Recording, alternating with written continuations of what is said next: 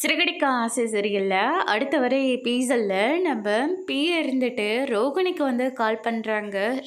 என்ன கல்யாணி எப்படி இருக்கு? ரொம்ப சந்தோஷமாக இருக்க போல இருக்கு.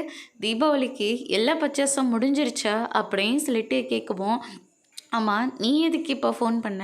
அதை முதல்ல சொல்லு அப்படின்னு சொல்லிட்டு கேட்கவும், அதுக்கு அடுத்ததாக பிஏ இருந்துட்டு வேறு எதுக்கு கல்யாணி ஃபோன் பண்ண போகிறேன்? தீபாவளி வேறு வரப்போகுது, புது பொண்டாட்டி வேறு ஊரில் இருக்கா, அவளை கொஞ்சம் செலவு பண்ணணும், தலை தீபாவளி வேறு கொண்டாடணுமா, அதனால் கொஞ்சம் பணம் வேணும், ஒரு 1,50,000 பணத்தை கொஞ்சம் ஏற்பாடு பண்ணி கொடுவேன் அப்படின்ற மாதிரி சொல்கிறாங்க.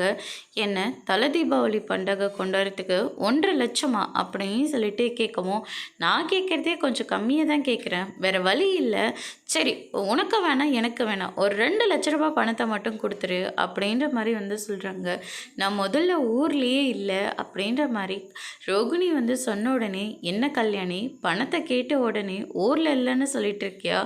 ஊரில் இருந்து உங்கள் சொந்தக்காரங்க யாரோ வந்திருக்காங்களாமே, அவங்களுக்கு கூட குழந்தெல்லாம் இல்லையா, முத்து கூட தான் கார் ட்ராவலில் போயிட்டு இருந்தாங்க, இப்போ தான் வரும்போது தான் பார்த்துட்டு வந்தேன். அது மட்டும் இல்லை, ஷோரூமில் உன் புருஷன் மட்டும் தனியாக இருக்கான்ல, அவங்கக்கிட்ட போயிட்டு உன்னோட ஆதாரத்தையும் உன்னை பற்றின டீட்டெயில்ஸ்லையும் கொஞ்சம் கொடுத்தா உன் நிலமை என்ன ஆகுன்னு கொஞ்சம் யோசிச்சுக்கோ கல்யாணி அப்படின்ற மாதிரி வந்து சொல்கிறாங்க. இதை கேட்டோன்னே ரோகிணி வந்து பயங்கரமாக ஷாக் ஆகுறாங்க. அதோட இன்னைக்கான ப்ரோமோ முடிச்சிருக்காங்க. இந்த பிரச்சனையில இருந்து ரோகிணி எப்படி தப்பிக்க போகிறாங்கன்றத வரப்போகிற எபிசோடில் பார்க்கலாம். தேங்க்யூ.